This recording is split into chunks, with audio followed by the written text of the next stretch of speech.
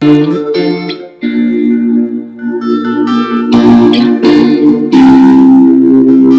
Blood Path. Hello and welcome to Plant Path Podcast today. My name is Oluwatosin Mugbadu and I'm your host on the show. It's so amazing to be with you once again. It's been a very fantastic year. I hope it has been for you too. We've done a couple of book reviews and the outcome has been so amazing. Today on the show, we are talking about a book. We're reviewing a book, The Emotionally Abusive Relationship: How to Stop Being Abused and Stop Abusing. The book is by Beverly Angel. Okay, let me say a few things about Beverly Angel. She is an internationally recognized psychotherapist and an acclaimed advocate for victims of sexual, physical, and emotional abuse. I mean, that woman is amazing. She's a fantastic person. The official dedication of the book, right? I needed to write it out like in my personal diary because I found it very meaningful. The dedication says something. It says, I dedicate this book to those who are willing to confront emotional abuse, whether it is in their partner or in themselves. And this is so apt because sometimes, yes, it's true that there are people that are abusive. There are people that are abused in relationships. At the same time, there are people that are being abusive, and it is very important to recognize when you are being the shitty partner to acknowledge it and know what to do. There's a trending song now. I mean, that song, I love that song. Okay, the song says, I'm just paraphrasing, I'm not saying exactly the way the person who sang the song said this. He said, if you've never messed up, put your hands in the air. If you've never been at fault, put your hand in the air. And immediately he says, no hands. Like, sometimes the truth of the matter is that we have something to do with our abuse, and we are somehow contributing to that cycle. So let me not get ahead of myself, and let's jump right into the book. Really. Okay, so chapter part one of the book says identifying and understanding emotional abuse. I need you to listen to this podcast like you're in class and you're actually having a psychology class. Of course, there are so many personal examples in between, examples from the author, but I want you to really listen because this is something that I feel that we need to understand, especially due to the current happenings in our society. And it's really been said that out of 10 people in intimate relationships, about 7 will be emotionally abused at some point, one point or the other in their relationships. And usually physical abuse, verbal abuse, and all forms of abuse, they usually come along with emotional abuse. So emotional abuse is usually part of the package, and it's so subtle that sometimes we don't even recognize what's happening. Okay, so part one of the book, it says that borderline, and I need to really clarify this, borderline personality disorder and narcissist personality disorder are actually types of disorders. So it is not normal for someone to be a narcissist. It is not normal for someone to exhibit traits of borderline personality disorder. It is very abnormal. I needed to just say that out first of all so that we are all clear, and we are on the same page. It is very sad to know that emotional abuse is the least understood form of abuse. You know, when somebody is physically abused, it's easy to say, oh, she hit me, he hit me, oh, this is a scar, this is the wound, this is what I can see on my skin, on my body, there's a swelling or so.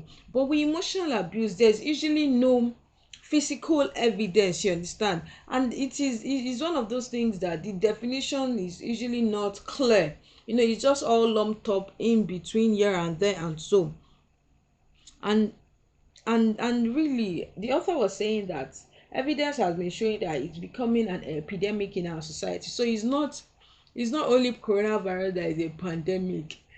emotional abuse is a real epidemic, because if 7 out of 10 people will be emotionally abused at one point of time or the other in their relationship, that's a very big deal. You're saying like in 100 people, 70 people, that's a lot. That's a lot. In 100 million people, 70 million people, and now that's something we really need to pay attention to. So if I were to ask you today, as you're listening to this podcast, if I were to ask you what emotional abuse is, can you really define what emotional abuse is?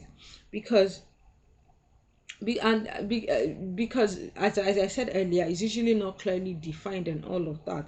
And then another thing I would like to say is that emotional abuse is, sometimes we don't realize how much impact it has had on our lives. We don't realize how far, how deep it has gone, and that is why I take emotional abuse very, very, very serious as an individual, and of course as an organization, as Plant Path Consult. Okay, it is easy to look at abuse, and like this is a part of the book that I'm going to read out to you. I sent this out to a couple of friends, male, female, and they confirmed this. Did like a poll on this notion. He says that, let me just read it out to you. He says it is easy to look at abuse and say that the abuser is the male and the victim the female. While this is true for physical abuse, it is not always the case for emotional abuse. There usually in emotional abuse, there is the female who abuse are often completely unaware that their behavior is damaging their. Okay, let me take that again. Females who abuse are often completely unaware that their behavior is damaging their relationship or harming their partner. Sometimes when we say, when we say things, when we make some comments, we really have to be careful. Sometimes we say things that is a woman thing. Women usually don't have control of their tongue. It's a lie. That is not supposed to be the norm, really. Males are, and this part we really need to please listen to this part very well. It says that, I earlier said that females who abuse are often completely unaware that their behavior is damaging their relationship or harming their partner. On the other end of the spectrum, we have the fact that males who are emotionally abused are often unaware that they are being abused, or unwilling to admit it out of fear of being ridiculed by others and accused of being less than a man for putting up with it. Okay, so somebody told me something earlier in the year. I just had to keep my head straight and talk to the person, and then followed up the conversation. Let me just paraphrase what it feels like, what the conversation went like. It's somebody that said that he doesn't want to be in a relationship and everything, and an older woman, like slightly older woman, he said he was forced into the relationship. I'm like, you are being bullied into that relationship, and they don't even belong to the same, like they literally do not have mutual value safe. And the guy says, she wants the relationship, I don't want her to be angry with me. In my mind I was like, this is abuse already. Like, nobody can ever tell me otherwise. This is abuse. Thankfully, from what I know, they've broken up, and at least the woman is trying to also resolve our personal issues without dragging relationships into it. You understand? And it is just very important that we recognize, especially men, the male folk, we need to really be able to identify when something is abuse, and not try to put up with things that are not healthy in the name of being a man, or manning it up, or all of those kind of funny things that people say. Anyways, the thing would also like to say, according to the author, let me point it out. He says that not only heterosexual couples suffer from these problems, gays, lesbians, bisexuals all experience emotional abuse in their relationships. Can you remember the gist that was on Twitter recently about I had to actually attach this person to the gist, but I think that's the way you remember. This actress, say Actim Inkpem. Acting. You remember her? The as younger sister, I think her name is Udi, if I remember vividly. The younger sister, who is a lesbian, was called out on social media recently that she's been abusive towards her partner, her lesbian partners. You can remember that gist. So it just really points out to the fact that one is a lesbian, gay, or a bisexual does not entirely exclude the person from being abused in their relationship. In fact, any form of interaction with human being, there's a likelihood that there's some form of abuse, even in business, in relationships, at work, anything, landlord tenant situation, anything, there's a probability. So let's not narrow it down to, oh, abuse, a man hits a woman. It is much more than that, really. Okay. Recognizing and addressing emotional abuse requires skill. Okay, so if somebody tells you and says that, this thing, it is not clear, emotional abuse, people lump it up, and a lot of people are not even able to decipher like which one is abuse, which one isn't, understand what's happening to them. Knowing, having that kind of background information should even pre-inform you that it will be very hard to recognize. Like, you really need a lot of skill to be able to recognize emotional abuse. And even if you have a healthy relationship, it's good to have all of this knowledge. Yes, it's good to have all of this knowledge so that you can help a cousin, a nephew, a friend, and be able to spot things out. You understand? um you know what pains me, Hmm? You know what pains me? A lot of people, and in fact, as a counselor, as a psychotherapist, you really need to be discerning to be able to fish these things out. Because people, when people are having issues, and that's why, well, it's you that in the relationship that knows how it's paining you. When people are in relationships, aside from religious institutions even telling you go and pray, fast, and all of those, a lot of people just say go for counseling. And most people will put up their very best attitude on the day of counseling. And the counselor will be like, your relationship is fine now. But when that person gets to the house, or when it's just both of you, like the person becomes a real monster. And that is very scary. Okay, so as we said, that this will require a lot of skill for you to be able to identify emotional abuse. Please make sure you are sharing this podcast with somebody. Make sure we are sharing with people, sharing it on your socials. You may be saving a life, an entire generation. I keep saying it. Share it. It doesn't cost you anything. Share it, listen to it, understand this, read it, listen again and again. Make sure that you are just helping somebody become better in their relationships and in their lives. Okay, so make sure you also listen to this book review to the end, because you don't want to miss out any part of it. Okay, there's one thing I would like to point out from the book, and I found it very, very instructive. It says that emotional abuse, what it does is that it slowly and systematically kills one's self-confidence, and the person just widows away, like the self-esteem is being eroded.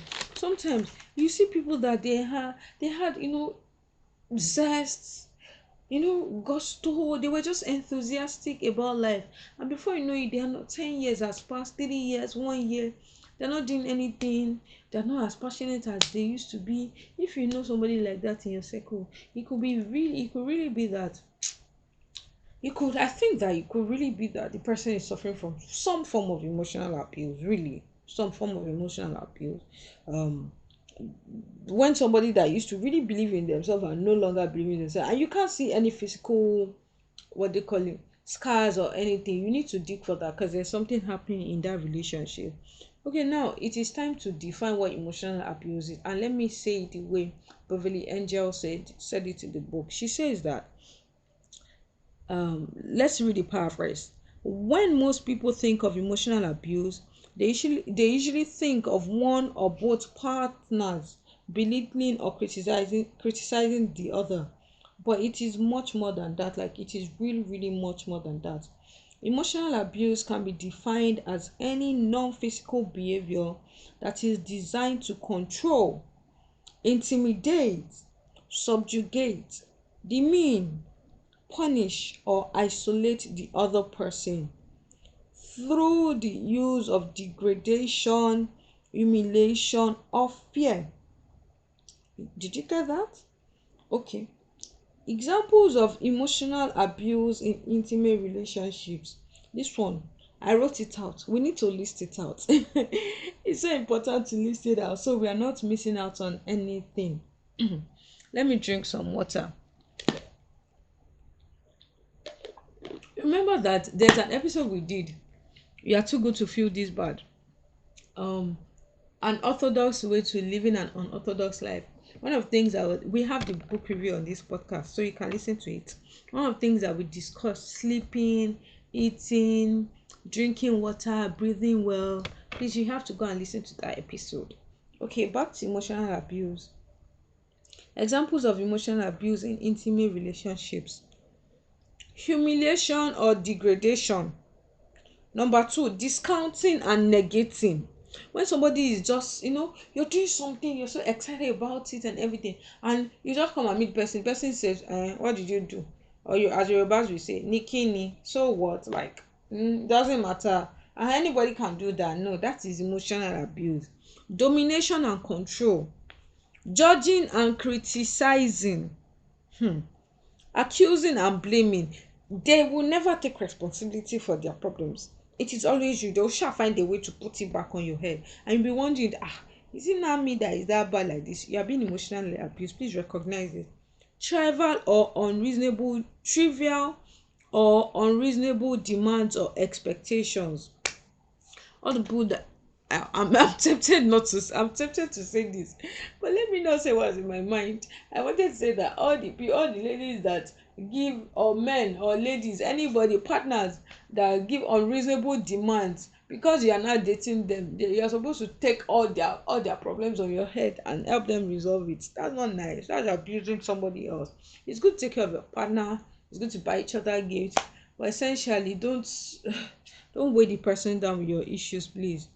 Emotional distancing and silent treatment. Isolation. Okay, this one, let me read the second part. I just said emotional distancing and the silent treatment. Isolation. I'll get back to this. Let me just go down a bit. So those ones are very, it's easy that you say, somebody accused me, discounted me, negated, is trying to control me, trying to dominate me, and all of those. It's easier to say all of those things. But there's another part we need to really, really pay attention to. Is the subtle forms.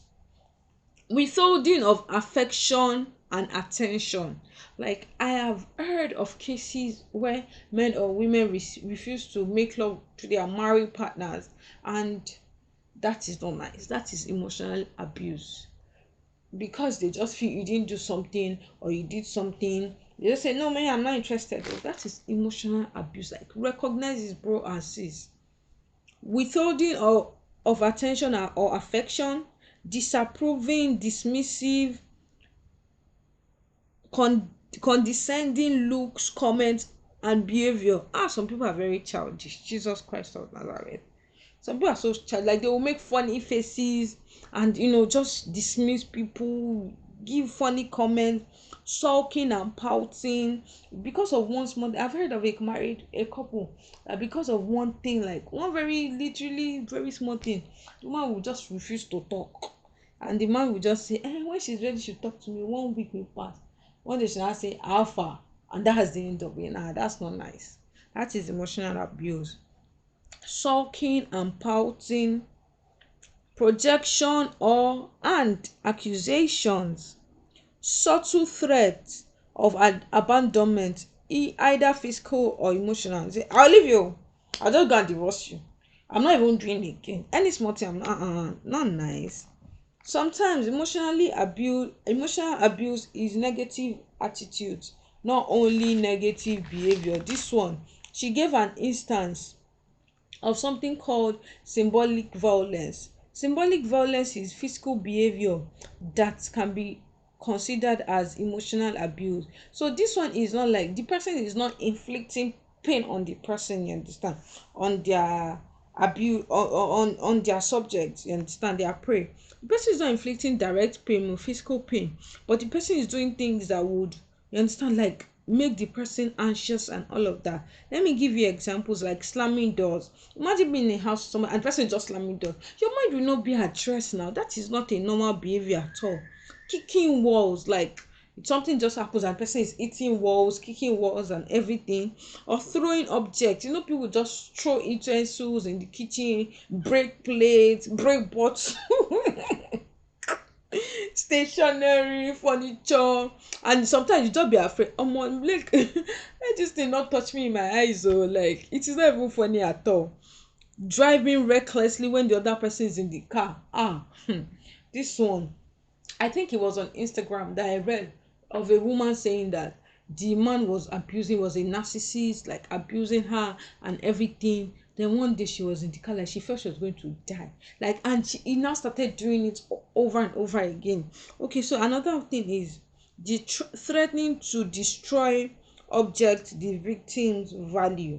This is like you say, I'll just throw your iPad away. Oh, I'll just break your phone. And even in some instances, maybe it was the person, that abusive partner that bought the phone or bought the gadget, the person actually does it. Another one that people need to pay attention to, and she said in the book, when you go and like when you infiltrate the person's space, you understand. Okay, so for example, as someone like me, I like to write a lot, and I have a lot of diaries. That is the I'm so I have a lot of diaries over the years, and these are my personal properties. In fact, I still have some of my diaries from secondary school. And my dad, I remember one time they were doing cleanup and trying to, we because we just have a lot of books in my house, and trying to just know what to throw away and everything. I remember my dad calling me specifically to ask me, just saying, I found something, it looks like a diary. I said, Daddy, please keep all my diaries. When I come home, anytime I'm around, I would tell you, I would like sort it out myself. Do I want to take them? Do I want to throw them away? It is my personal property and nobody should read it.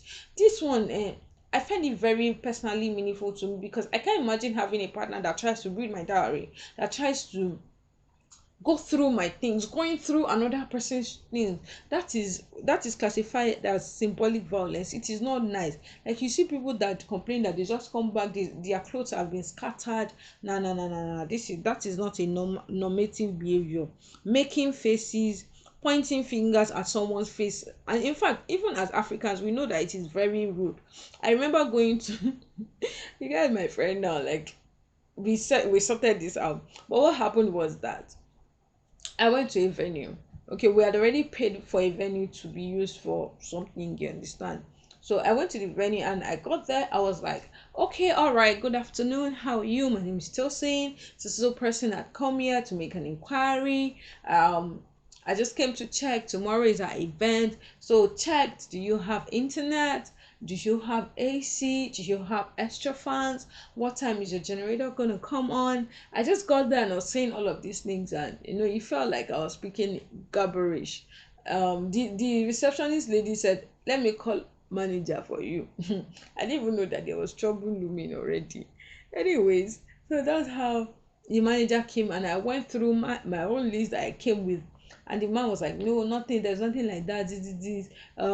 Your friend did not come to talk about this. I was like, no. So what do you mean? You understand? Will our guests arrive and they are not, and the gen is not on 5 minutes to the time? Because the manager insisted that the gen was going to come on when our event was going to start, when my friend told them that the event was going to start. Anyways, so we got talking and I was like, no, I'm not happy about this. And the man just went, he just went, hold on, I'm talking. I don't looked at him.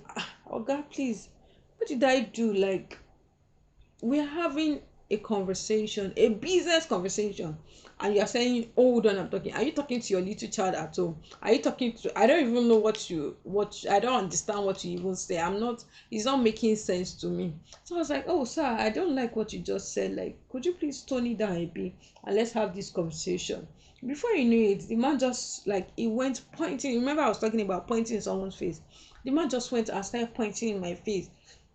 and I can't even remember what he was saying, but he was pointing in my face. It was at the point he actually pointed in my face, because I remember actually I've read in psychology books, and I've had discussions with friends about pointing in someone's face. Just, you, I'm warning you, those kind of like pointing your index finger at somebody. Anyways, when the guy was pointing, I had to tell him categorically, please don't point your hands at me. And when I got to him, sometimes you also want to assess yourself, like give another person a feedback as regards what happened, so you hear another person's opinion. So I got to him and told one of my friends that, see what happened though. And it was like, I don't understand, like, why will you be pointing his fingers like that? I don't even want to know the details of whatever transpired between you people, what you were asking. I don't even want to know. That's not even as important as the fact that he was pointing his hand in your face. This is even a professional setting. What if it was an intimate relationship? Will he kill the partner? And in fact, I was even sorry for the other person's partner, because it appears that he's married. So, anyways, pointing faces at hands at people is something that, imagine somebody pointing. I was already literally scared. That's the truth. Like, I remember that I was like, this guy has nothing to lose. Let me just be moving back. I already packed my bag because I sat down and I had my phone on the table and everything. I just started picking my things one after the other. And I was finding my way out of the place. Please, I cannot speak English. I don't have energy for wala. I don't want anybody to hurt me. But I really had to point it out to the man that, what, this is not normal. This is not nice, and you shouldn't do that to somebody at all, at all. And I would not take that from you.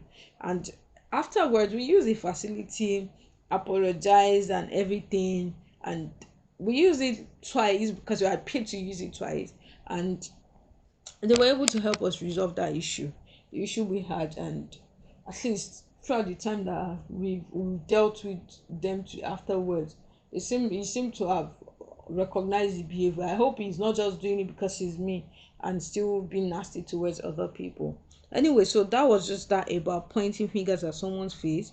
Okay, so let's go. There's another subheading that says how emotional abuse damages.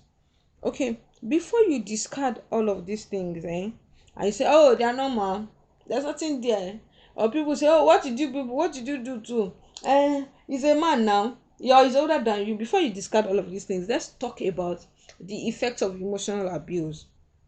Because no one, usually people don't talk, until somebody is being killed or commits suicide. Killed as in somebody is being murdered, commits suicide, loses a body part. That's why everybody will be talking. Like this Osinachi Nwachukwu that died, everybody suddenly, the whole of Nigeria is now finally agreeing that it is healthy for a woman to live an abusive relationship. But this, I was just trying not to say anything about this thing publicly, because I was asking my friend and I were having a conversation about this. I was like, what do you think, if this woman had left her marriage that time, wouldn't they have called her a divorcee? A lot of people would have tagged her and said, oh, she's a divorcee and everything. Somebody even said recently, I think yesterday or something, he was saying that, he was saying something, that, what's her name, Victoria Orenze, that she's a divorcee, and like she really had issues in her marriage, and it impacted her, in fact, impacted her mental health, and she had to leave eventually. In fact, I respect that woman like double now, because for her to have had that strength to leave, and I respect every single person that is not tagging her. So let's talk about the effects of emotional abuse without discarding them or anything. Okay, so effects of emotional abuse. Number one, depression. Number two, lack of motivation, confusion, difficulty concentrating or making decisions. Like I've seen at this one, I've seen people, victims of emotional abuse, they just say, I'm tired, they are tired. Always just tired, always losing vigor for life. That is something to really, really pay attention to before that person goes to do something to themselves. Low self-esteem, um, low self-esteem, feelings of failure or worthlessness or hopelessness, self-blame. They always blame themselves that maybe they are doing something that is making their partner do that to them. Self-destructiveness, feelings of hopelessness, failure, and worthlessness. Okay, so Okay, so we have already established before that even though there is no physical impact in emotional abuse, it is said to be the most painful form of violence and very detrimental to one's well-being. Emotional abuse poisons a relationship and infuses it with hostility, contempt, and hatred.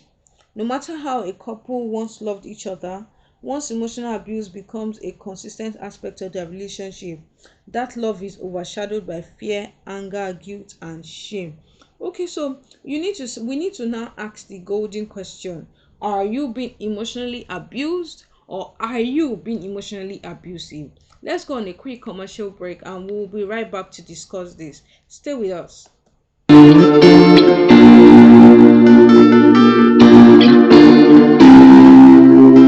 The Blonde Path. Hello, Plant Panthers.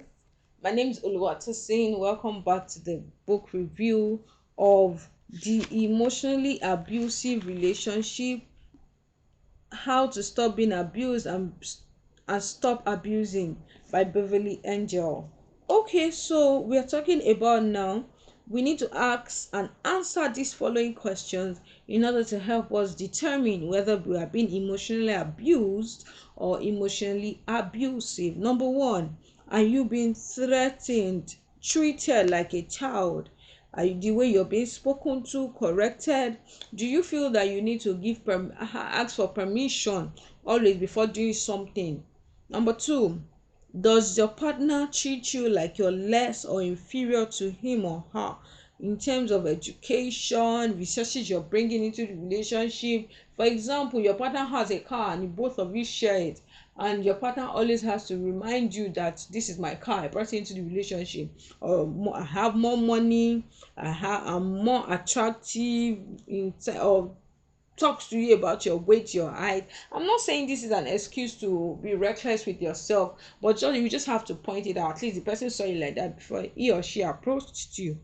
Number three, does your partner routinely ridicule, dismiss, or disregard your opinions, your thoughts, your suggestions, and your feelings?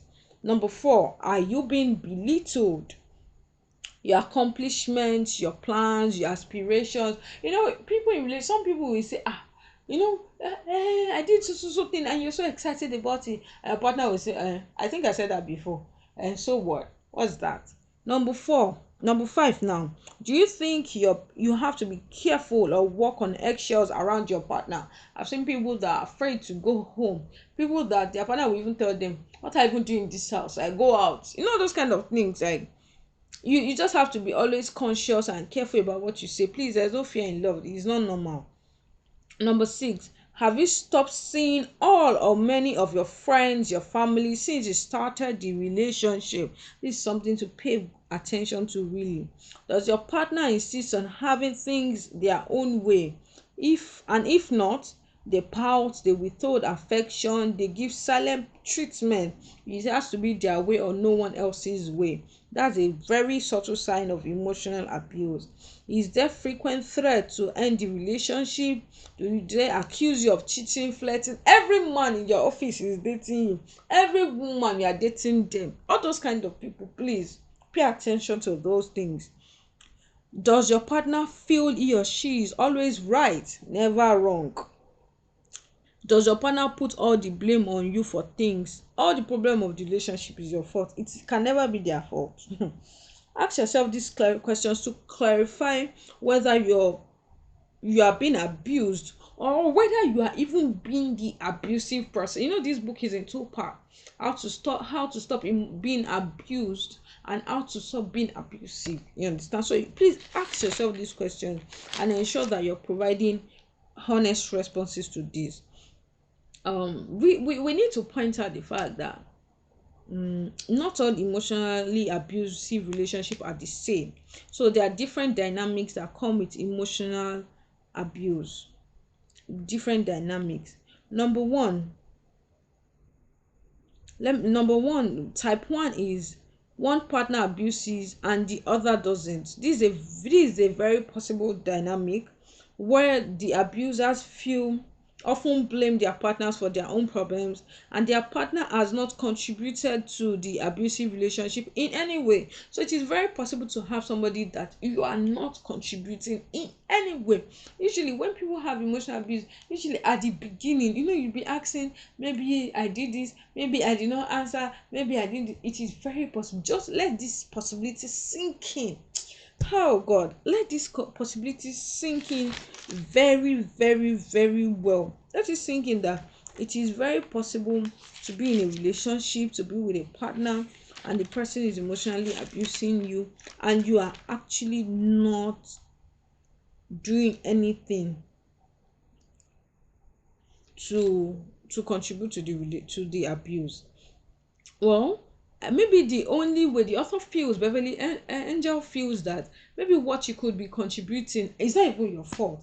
Maybe you are just even too understanding, you are too complacent, you're making excuses for them, you are just allowing things to happen, you are smiling sheepishly, or explaining away what is apparently wrong. For example, you're talking to a guy, like you're talking to in the first few weeks of talking to a guy, something happens and the guy shouts at you, and you now say, maybe he's in a bad mood. Please call that attitude out, or the lady is abusing you and she's blaming you for something that happened, or she's gaslighting you, or she's giving you silent treatment because you didn't do something or so, or you did something, whatever. Make sure you call that thing out. So what happens in this dynamics usually looks like this. In fact, she really took time to explain this one. She was like, one partner has learned to overlook the unkindness and disrespect of the other. One partner is made to feel that he or she is always wrong. The one partner is made to question his or her perception, opinion, and reactions, to feel like that his or her feelings are wrong. One partner blames him or herself, or is blamed whenever there's a problem in the relationship. Some people just say, it's not your fault, see, now you did this, now you did this, never their fault. One partner, the abusive partner, he often denies that incident has occurred, and this one is very crazy. Like, this one is mental torture. Like, somebody will slap you and say, I did not slap you. My people, or somebody makes snide comment, you not be asking yourself, am I crazy, didn't I hear what this person said to me? This one is a very serious thing. I need to pay attention to it. The abusive partner controls the interpersonal communication, and this one, making snide comments. If you know me personally, you will know this part. Making snide comments, derogatory comments. This one you have to pay attention to if you are seeing it often, and don't think that it is all right that, at least it's one person, and all of those things. That brings us to the other part, the other type of emotionally abusive relationship, type 2, which says that one partner began abusing the other, and the abusive person now chooses to retaliate. So don't think that, it's just one person, at least the person will change. No way. Because sometimes you feel like, oh, I'm a good person, I can never hurt my partner. Sometimes that person will push you to the extent that you now become toxic. I've spoken with somebody before that the person was like, I did not believe I could be this toxic. Èmi náà ni mo sọ gbogbo eléyìí. Like, it's me that started saying all of these things. Hey, and in my life, I did not even believe I could that toxic. I could not believe I could say things out and lash at another person. That's what happens when somebody is abusing you and you're staying there. That's why we also advise people.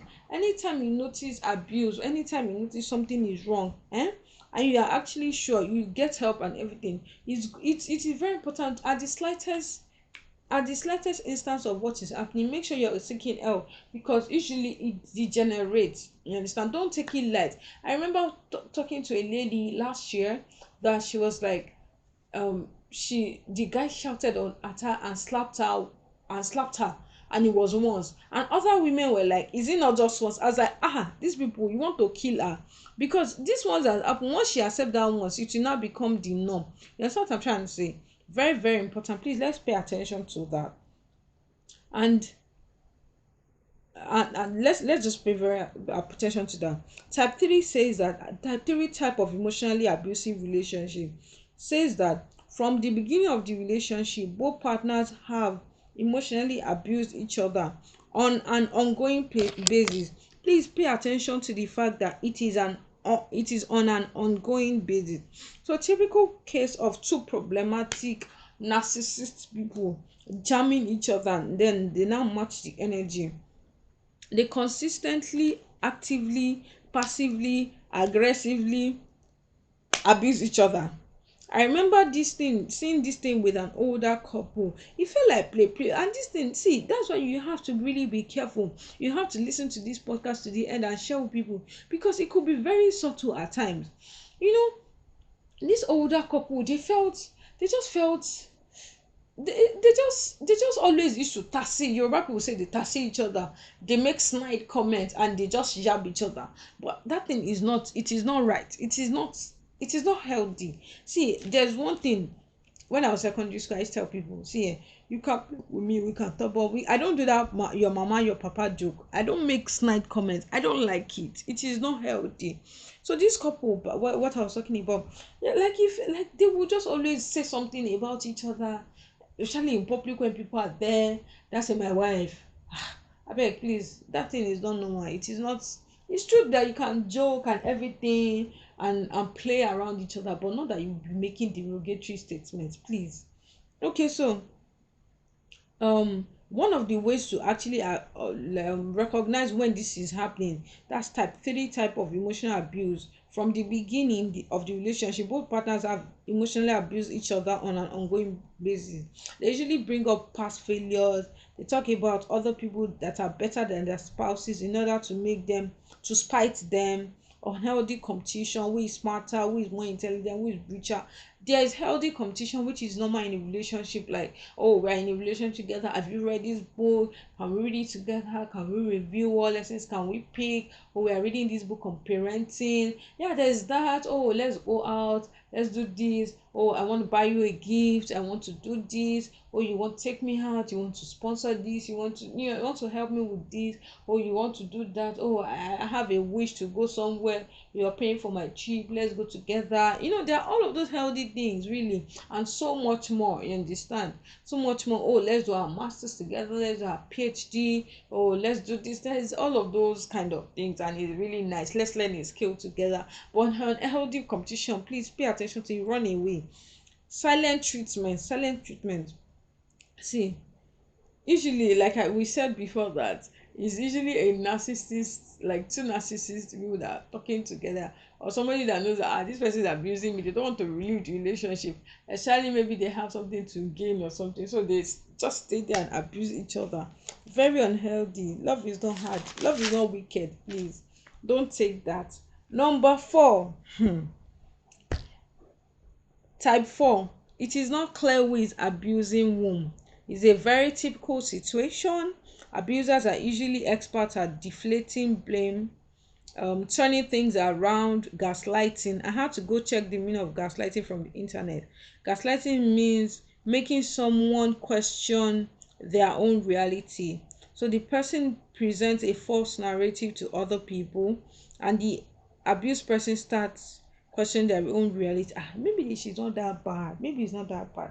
I've actually seen a guy recently that I just knew that this guy, there was just something about him, and in the few hours that we interacted, making very snide comment, just says very derogatory things. He wasn't dealing with me. I was just observing from afar. I just know that now this person is not someone I want to keep around me in the long run. Very, very unhealthy stuff. Okay, so one partner. Let's talk about this. It is not clear who is abusing whom. Situation, which is something that is quite common. One partner is so focused on what he or she perceived as an emotionally abusive treatment from his or her partner, that they are oblivious to the harm their own behavior is causing. Okay, so they are usually so it's like, I'm being abused, they don't talk about their own part of the relationship. It takes two to tango like a lot of times. There's something you are contributing, even the point that we said that you're not contributing anything. You are contributing complacency. You are not calling the person out, you are not leaving the person, you are just staying there, allowing yourself to be the doormat. That is your contribution. So you are contributing something. Okay, so these people, they will just report to everybody. For example, a woman that will come and abuse her husband verbally. I've had a case that I dealt with in 2020 like that. That the woman would talk at him, lash at him, call him names, call his family useless, shout and everything. Then the man now beats her. She now goes to tell everybody that she's been abused. Yes, she's been physically abused. She can show her scars, but the man does not even have evidence. At some point, the man had to start recording because he felt like gaslighting, like, she said this now, it is wrong. See, it is very painful to be in an abusive relationship because you start doubting yourself, like, this thing is wrong, I know it is wrong, but then you can't even place your hands on what's up. So very important to pay attention to these things, please. Okay. Okay, so and those people, they know how to present themselves as the helpless victim. A lot of men suffer from this, and I really feel that there should be a way to protect men for, or make emotionally abusive spouses pay for their actions. Like, a lot of men are the ones that suffer from this kind of interaction, where the woman, you understand, or where, or a lot of partners, don't let me say men, as the book had said earlier. So don't let me say men, a lot of people are being abused and they cannot even pinpoint it because their partner is, you understand, it's usually just deflating the blame and all of those kind of things. Please pay attention to this. Pay attention to that. And you need to listen to this podcast over and over again to be able to help you identify what's happening and seek help. And seek help, please. Type 5. This one, I would even like to talk about this in details. Type 5. One partner sets the other to become emotionally abusive. So one partner deliberately sets the scene so that his or her partner will lose his or her temper and be made to look like the abusive one. There's usually setup, so that setup can be consciously, unconsciously. The author says, so though it won't be like Histose Mugbadade that says. Let me read it out from the book for you. The author says that although there is never an excuse for abusive relationship behavior, although there's never an excuse for abusive behavior, when a person is pushed to his limits, it is difficult to retaliate, not to retaliate in kind. Another type is making the other person angry and the person naturally responds. They're now using it as an excuse to stay away from the person. I have seen this thing over and over again. It has happened to me and it's so immature. I see a lot of church guys, or even guys generally, or ladies, using it as an excuse to break up with somebody. You're done with the relationship, and instead of you to break up like a proper human being, no, you now try to find fault something the person did, and then you now say, I can't be with you again because of this. Let me give you an instance of the situation that it happened to me. It has actually happened to me twice before. Okay, so the first instance was that some minor things happened. I weren't even in the same city at the time. Some minor things happened, missing calls and all of those things. And I was like, what's up? Are you okay? Like, is everything fine? And all of those. And the next thing was like, why are you asking me that kind of question? This is this, that. In fact, I'm no longer interested in the relationship. Like play. It breaks up like that. I was so devastated in the moment. Like, I was so devastated. I didn't really understand what exactly happened to me. You understand? And the funny thing is that I feel validated right now because while I was reading the book, this is the exact example that Beverly Angel used. I was just laughing. I was like, you see, I was just right at that time. So first of all, I just knew what he was doing was wrong, and I knew I was very right. Like, I not done anything wrong to deserve that. So I didn't chase after him. So usually, sometimes in abusive relationships, or and when somebody does this, sometimes one off, like in this situation it was one off. When somebody does something like this, usually the abused partner runs after the abusive partner. So in this situation I didn't run after him, so I just sat back to try to understand how I might have contributed to that, and just to understand what's happening. So I started reading psychology books and all of those things. And at some point, to be sincere, it made me doubt my ability to keep a thriving relationship. I'll be like, if I say yes to this person, what if the relationship doesn't work? That one broke up with me like that, though. I couldn't pinpoint what I did. So I started reading psychology books and it helped me in the process. And do you know what happened? About like 4 years after that had happened, 4 years, I'd moved on. No, in fact, spoken with other people, dated, and was just going on with my life. I didn't pause my life because of him. I healed, I forgave myself, forgave him even if he did not ask for my forgiveness, and I just moved on with my life. About like 4 years after all of these things had happened, there was an occasion that, like, there was an instance where we had the opportunity to sit down in the same room and have a conversation. So he was not telling me that he was actually looking for a way to break up with me. That he was like, he has always asked, let me quote him, he has always asked himself this question, that how do you break up with somebody that has always been good to you, and you don't even have a way, you don't even have any just cause to break up with the person, that you just use that as an excuse, which is very toxic though. Like, if you're not doing again, say it. Somebody did not hurt you, you now did that. Imagine I didn't heal, imagine God didn't help me, imagine I didn't get support from my family and friends, and I just healed and moved on. Imagine that would have been damaging. That's how some people will now become feminists. I don't need a man, men has come. Excuse me, men are not come. I need man, and I love relationships. I love love. And I'm not going to allow that one event to spoil my life. I beg. Okay, so really, well, but he apologized and had moved on. He's even with another person and all of that.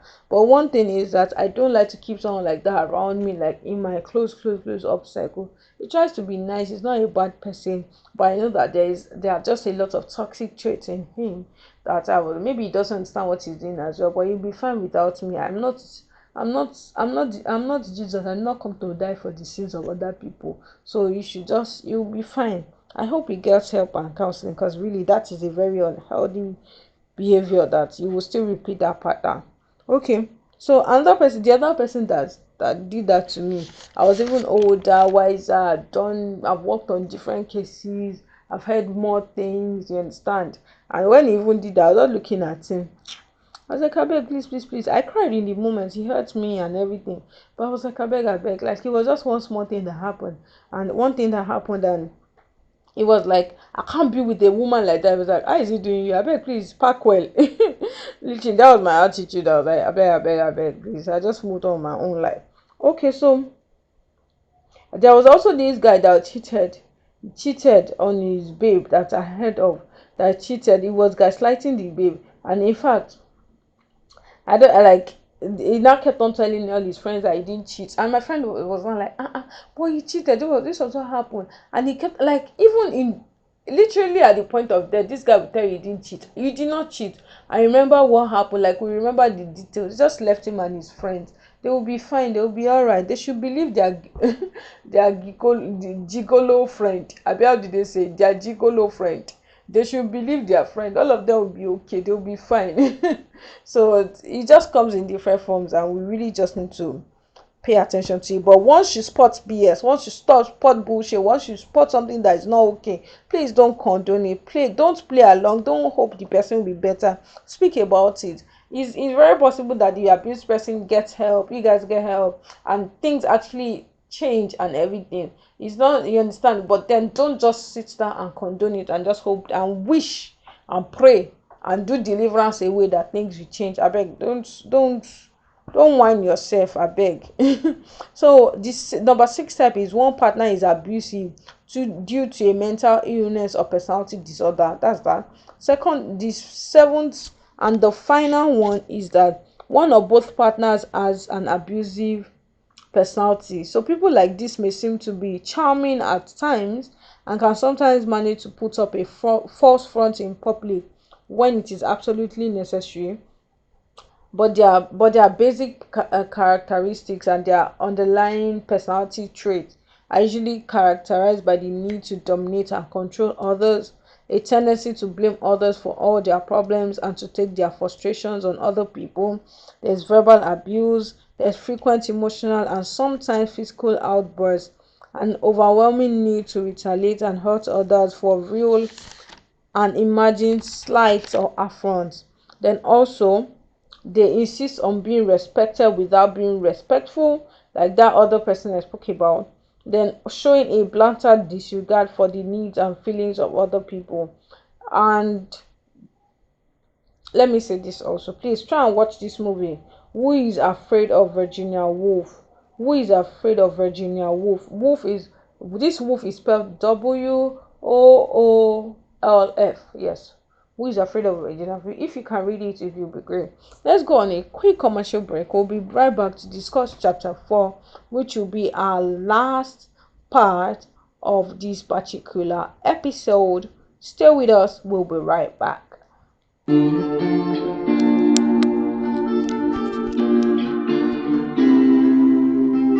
Blonde Path. All right, welcome back. Remember, this is the book review of The Emotionally Abusive Relationship: How to Stop Being Abused and Stop Being Abusive by Beverly Angel. Okay, we're right back to chapter 4. You will do well to listen to the other parts and share this with others. The patterns that begin in childhood, why we abuse and why we take it. So Eleanor Pageant says that the events of childhood do not pass but repeat themselves like seasons of the year. The events of childhood do not pass but repeat themselves like seasons of the year. So it is said that no one sets out to become a victim of emotional abuse. I don't think anybody goes into a relationship and says, yes, no, as I'm not in this relationship, do not be slapping or kicking them. No, usually no. Few people set out to become abusive towards their spouses too. So if people have good intentions, supposedly, so how did we get there? Let me read something Beverly Angel said. She said, if you are in an emotionally abusive relationship, it is very likely that you were emotionally abused as a child. This may sound like an extreme statement, but believe me, it is not. The truth is, few people put up with an emotionally abusive adult unless they were abused as a child. And nearly every person who becomes emotionally abusive has a history of abuse in childhood.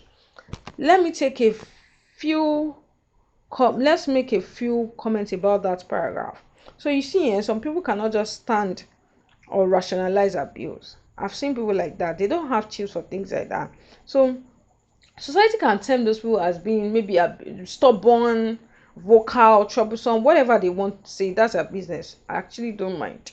But then the truth of the matter is that it is not their reality and they can't even stand it. Let me give you two instances. Number one, everybody has their unique childhood though, and it's not like there's no perfect childhood. And my childhood wasn't perfect, but I can tell you that my own childhood though, as a child, my childhood was healthy, was a healthy one. My parents tried for us, me and my siblings. So I grew up seeing my dad cleaning the house. In fact, I just turned and I can see my fan in the house. I'm recording from home today and I can see my fan. And I remember vividly as a child, my father cleaning our wall fan. And you know what? I can see that picture in my head right now. And for a long time, I just think that's daddy's job. I wonder how come I didn't write it in social studies in school. Duties of a father, cleaning fan, aside all the money and all the other things and protection that a father does in the house. So the point is, I saw my dad doing that. I saw my dad doing most of his laundry.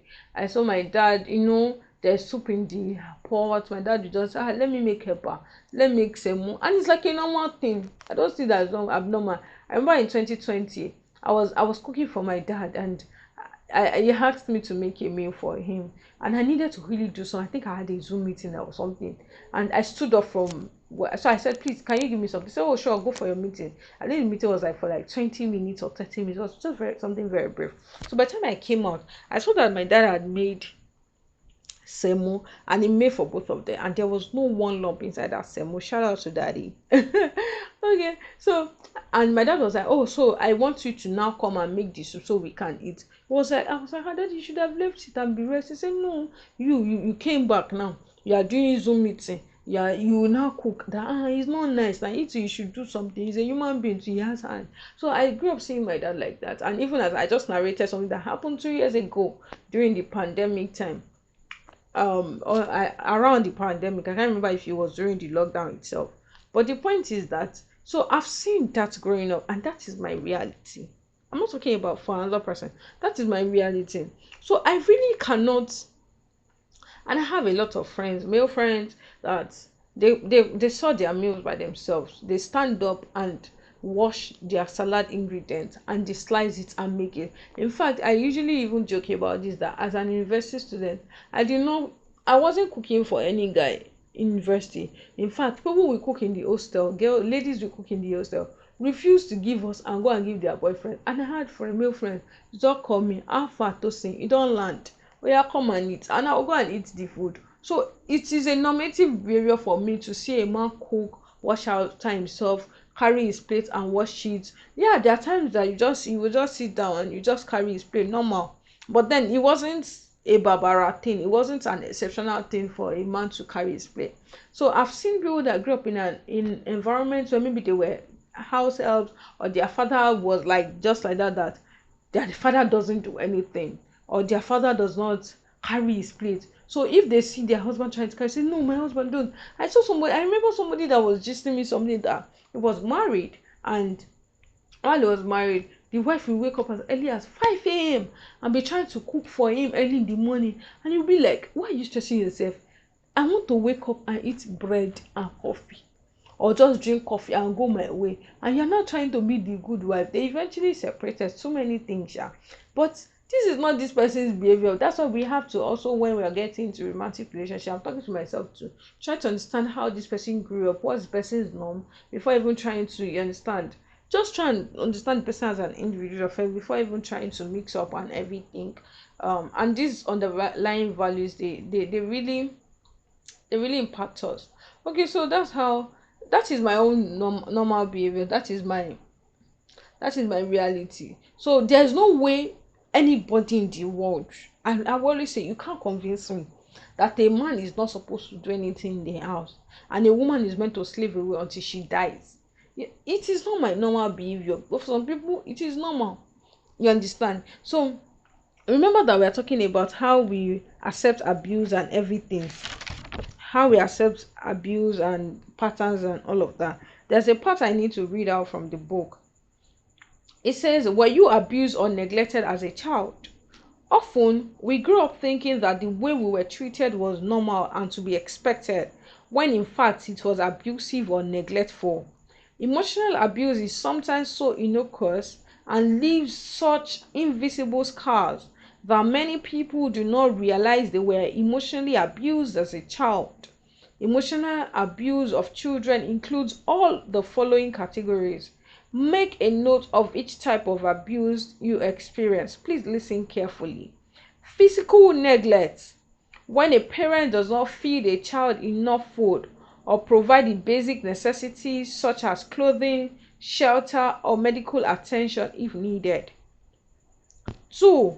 Emotional neglect or deprivation.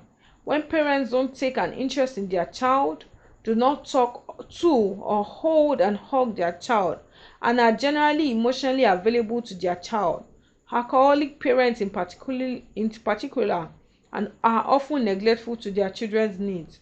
Physical abandonment. When parents leave a child alone in the car or home for long periods of time, or do not pick up their child at a designated place and time.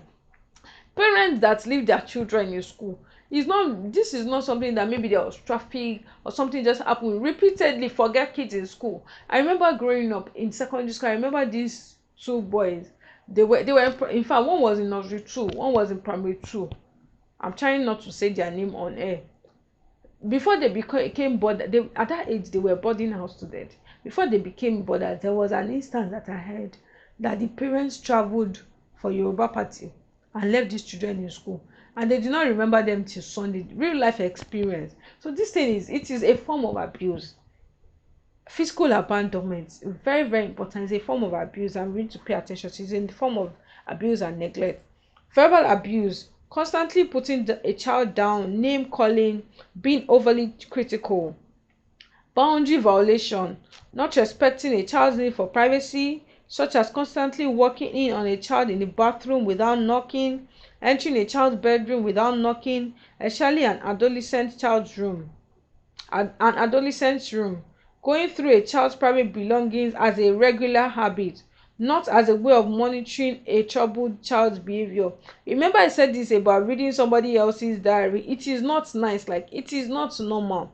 it is boundary violation. Thank God we even read this section of the book out, so you won't think that it was just me that said that. And this is a thoroughly researched book.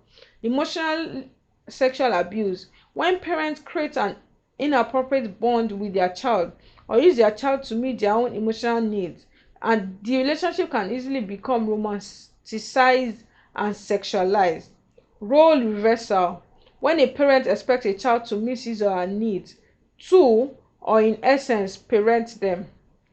Chaotic abuse: being raised in a family where there was very little stability, but instead constant up, uphill, uphill and discord. Social abuse: when parents directly or indirectly interfere their child access to his or her peers, or fail to teach their child essential social skills. Ah, let's say it very well so people can hear. Intellectual abuse: when a child's thinking is ridiculed or attacked, and he or she is not allowed to differ from each from the parent point of view. You can't even have a child like me and have that kind of stuff. Anyways, so that's that. Please pay attention to that. So let's talk about repetitive compulsion as we bring this episode to a close. And repetition, the repetition compulsion, an unconscious drive to repeat the same. This is an unconscious drive to repeat the same type of abusive relationship we ourselves experienced as a child, in an attempt to accomplish a new outcome. Judith, versed in her book Necessary Losses, puts it this way: whom we love and how we love are revivals, unconscious revivals of early experiences. Even when revival brings us pain, we will act out the same old tragedies unless awareness and insight intervenes. When I was reading this part of the book, actually, I underlined awareness and insight. And in fact, let me underline it again: awareness, insight. Very, very important. Okay, so if awareness, you have to be aware of the source of your abuse, source of why you are actually condoning abuse, and who abused you as a child, and source, identifying exactly what you're doing now. Understand, like, to know that what you're doing constitutes abuse. Okay, and then we need to move from knowing what's up to knowing what to do. That is insight. Excuse me. Compulsion is how emotionally abuse, like other forms of abuse, gets passed down from one generation to the next. In far too many cases, we unfortunately become our parents, in spite of our best effort to do the contrary. The author briefly actually talks about herself, how her mom was a snob, she was judgmental, uptight, and all sorts. And she was trying to be the opposite of her mom. She was trying to always be accommodative of people. And then she was hurt, she was the doormat. And after that, she now retaliated. It was like resurrection. She started having emotional outbursts. She was very possessive, jealousy crept in, and everything. Before she knew it, she was just like her mom that she didn't want to be like. Thankfully, she got help and therapy. And please, Africans, let's say this: Nigerians, everybody, Yoruba people, Hausa people, Igbo people, Ishekiri people, Igala people, Benin people, everybody, let's say it, Nupe people, get help. Going for therapy doesn't mean you are mad, you are crazy, and everything, and all of those kind of notions that we have. Going for therapy is actually is a positive behavior, and we should embrace it. We should really embrace it. So this is going to be the last part of our book review for today. We are going to briefly talking about the different types of abusive styles of relationship, of parenting, abusive styles of relationship, of parenting, abusive types of parenting. I'd like to go on a quick commercial break. We'll join you soon.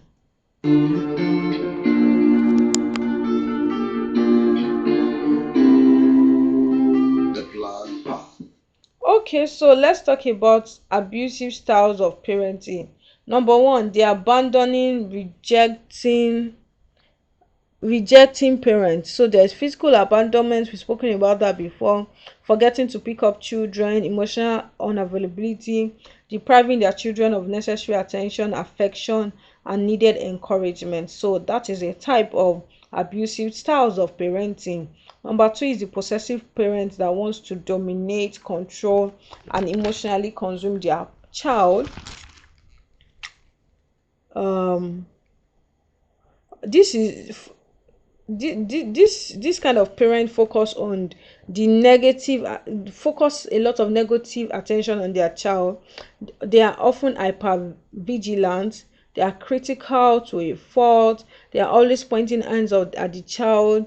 Sometimes, because they usually out of fear, they fear that child is going to do something wrong and all of that. Maybe they will say, I was treated this way, and education is the only way I knew while growing up, so you have to read, you have to do this, you have to do that. That's not good at all. Threats. I remember we actually had a client like this at a point in time. The parents were even invigilating me, and they could not even allow us to do their work. One of their children even used a word for me and asked a question at some point. Said, Miss Tosin, why do my parents pick on me? In fact, this was the word that this Beverly Angel used in in this book, that a lot of parents like that in this category, they usually, this category we are talking about. Oh my god, I missed it up already. I missed it up. I was wondering. Okay, so let me take it again. We first spoke about the abandoning, rejecting parent. So we now spoke about the possessive parent. The possessive parents are the ones that will not allow their kids to explore. Of course, you would allow your kids explore within what they call it, safe boundaries. But this kind of parents will not even allow their kids explore. They won't even allow them to get necessary social skills. Remember, we read that out before. Then, even as adults, grown as adults, these parents want to still be actively involved in their parents' life, which is not healthy. So yes, we now have the domineering and controlling parents. These ones want to control their kids. They want to dictate every aspect of their kids' life: how to dress, how to speak, how to act, who to associate with, and of course who to marry. Okay, so these parents are easily ruled by fear. Some are authoritarian. You will spot parents like this that they will even add emotional blackmail and join to it. They will say things like, "A child is supposed to respect his parent. Oh, mommy, near you are my child and you must do what I say to you." You know, those kind of things. So if you have narcissist parents or parents that are domineering and overly controlling, you really need to pay attention to doing things like really healing from them. There's a book I know that's about, you can send us a mail if you would like us to recommend this book to you. The book talks about or you can actually even search online, how adult kids can break free from narcissist and authoritative parents, something like that. If you Google, you see that. So what I was actually even talking about before I mixed it all up is the hypercritical parents. I'm sorry about that. Okay, so these hypercritical parents always try to find fault. Hypercritical parents are quick to point out what is wrong and what that child has not done. They don't even pay attention to what that child has done. For example, that kind of parent, when a child gets 19/20 in school, they will say, what happened to the remaining one? So their focus is always on negative energy, negative attention. Their house is actually almost always toxic, and you can feel the toxicity from the house. So they are usually very hyper vigilant. They are critical. They assume that their child is going to do wrong and all at every moment. So they just always want to hover around the child. There's usually threats. Yeah, I will not give you this. I'll take this privilege away from you, and it is not nice. In fact, see, and the children get tired. I've heard children say, "What will happen?" Children, especially as they become adolescent, they don't fear you again. They say, "What will happen? What will my daddy do?" My dad will just shout. That's the end. Sometimes as educators we hear a lot of things that sometimes you just start laughing at the parents, or sorry, not laughing at the parents, you just start laughing, not out of you just don't even know what to do, you just smile at those instances. Okay, so what I was saying about the clients, that the parents were invigilating the child gets 19.5/20. They will say, what happened to the remaining half? Or the child get 99.1%. The parent is trying to get that child to 99.7%. Zero social skills, no sporting skill. The child is always at home. The child is just acting. You just be like, this person, you're not developing a 360-degree child. You're just developing someone that knows book, that just understand academic. That's all. So what I was saying about the child using this word on me, that, well, Mr. So why is my parent always picking on me? What I was saying, that Beverly Angel actually said it, that these parents pick on their children. And really, I need to say this, mommy and daddy, in case you're in this category, or you know anybody in this category, please, you are actually an abusive parent. You need therapy, and it's better to even pay attention to these things, because later on the effects are actually even getting worse by the day. So you need to really pay attention and, like, love up on your kids. Stop abusing them. You're an abusive parent, that's the truth. Even if nobody tells you, because you have money, or nobody can call you to order and everything. Me, I'm calling you to order here. Pay attention to that, please, please, please. If you know a parent doing this, please, you need to pay attention to that and help them seek help. Get help and pay attention to that. And of course, you pray for them. I'm not saying you should not pray for them, but please let them get practical help that is needed. So, um really, that's that about that. Like, I'm sure that you must have picked a lot of things in this episode. And let's say this episode has been amazing. Like, it's been amazing. It's been a learning point for me, and I'm sure it's been a learning point for you as well. We dedicate this episode to the late gospel singer Osinachi Nwachukwu. She reportedly passed on after being brutalized by her husband. The story bordered around being kicked in the chest. She was brought to a hospital in Abuja, Nigeria, where she was on life support for about 5 days before passing on Friday, 5th April 2022. We should note that she was emotionally abused. I mean, like we said earlier, physical abuse usually comes with emotional abuse as well. May her soul rest in peace. May abuser experience the full weight of the law. May justice prevail. May our religious institutions and society as a whole do better. May safe houses, structures, and facilities be put in place to help the abused and the abuser. May we seek knowledge in this subject. May we stop labeling people as divorcee or divorced people and divorced people, and genuinely help people. May we allow people to be single in peace. Amen and amen. Thank you for listening to this episode. Remember to listen to this full episode, share with somebody, because this episode will help you identify emotional abuse, clarify the various dynamics of emotional abuse, particularly helpful for men who are actually being abused and can't identify what's happening to them, or are ashamed to do so because of shame. It helps you to understand the source of abuse and different types of abusive parents. Do you think we need to do an episode to discuss some other parts of the book? I mean, this feels like part one of parts, like a part of the book. Do you think we need to do an episode? Please let us know in the comment section. Listen and share with somebody. You may be saving an individual, a family, a life, or an entire generation. Listen to other book reviews and that we have, and crucial conversations we have in education on this podcast platform. Remember that this is Plant Path Podcast. It was brought to you by Plant Path Consult, your choice hub for podcasts, collaborations, consultations, counseling for individual children, families, schools, responding to learning needs, and all things education. My name is Oluwatosin Mugbadwade, and I'm going to see you in our next episode. Bye.